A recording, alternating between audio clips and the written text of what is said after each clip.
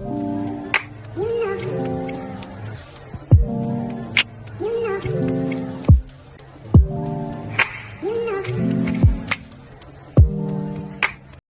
वालेकुम my YouTube family, उम्मीद करती हूँ कि आप सब खैरियत से होंगे।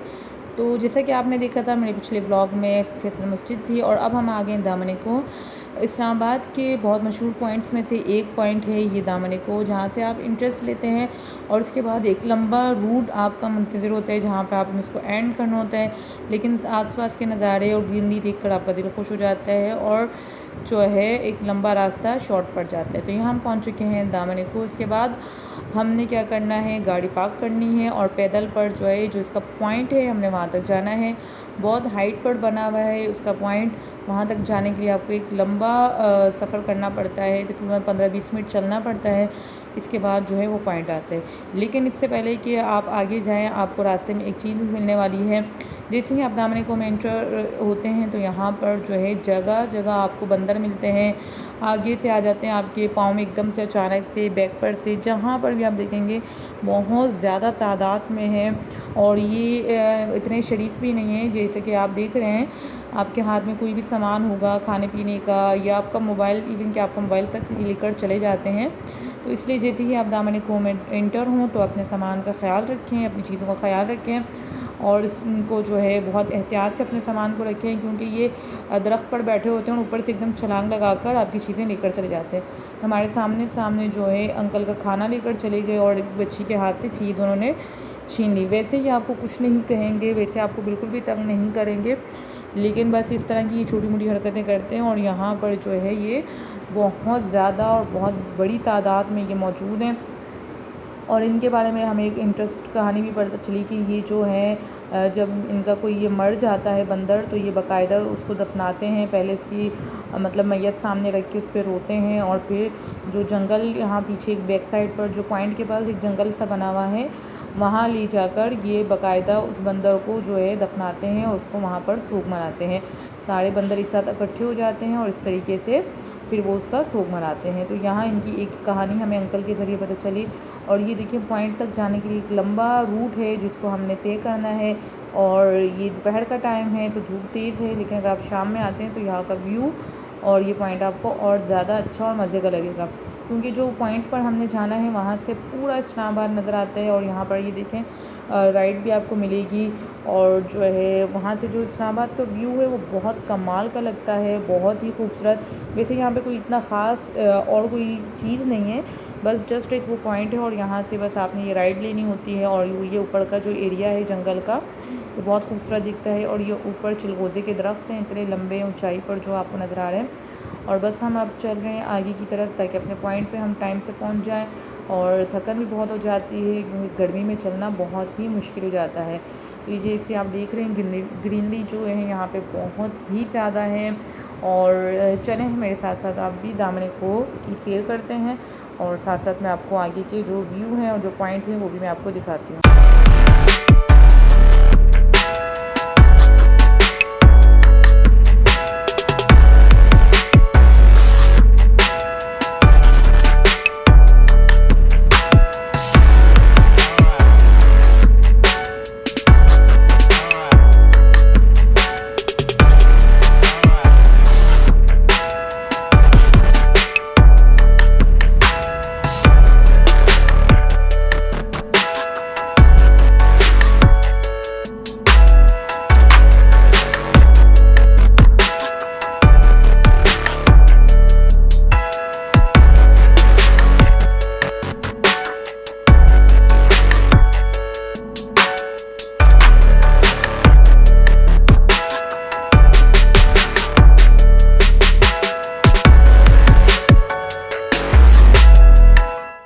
तो जनाब हम पहुंच चुके हैं इसके पॉइंट पर। इस पॉइंट पर आने के लिए आपको जो है बहुत ज़्यादा पीछे चलना पड़ता है। और यहाँ पर जो है बस आपको पूरा इस्लामाबाद दिखेगा। और यहाँ पर बड़ा अच्छा था, ये गन वाले अंकल बैठे हुए थे और ये बचपन में हमने बड़ा इसके साथ वो किया था। गन से आप जो है अपने बैलून्स जो फाड़ते हैं, बहुत ही कमाल का होता है ये। और अभी भी हमने इसको ट्राई किया। और यहाँ से जो है ये देखें दो व्यू बने हुए हैं, एक ऊपर की तरफ से ये बना हुआ है, यहाँ पे आप खड़े होकर देख सकते हैं। और फिर नीचे सीढ़ियाँ उतर के जो आपको यहाँ से देखें पूरा इस्लामाबाद आपको दिखता है। और इसी मंज़र को देखने के लिए जो है लोग बहुत दूर दूर से आते हैं।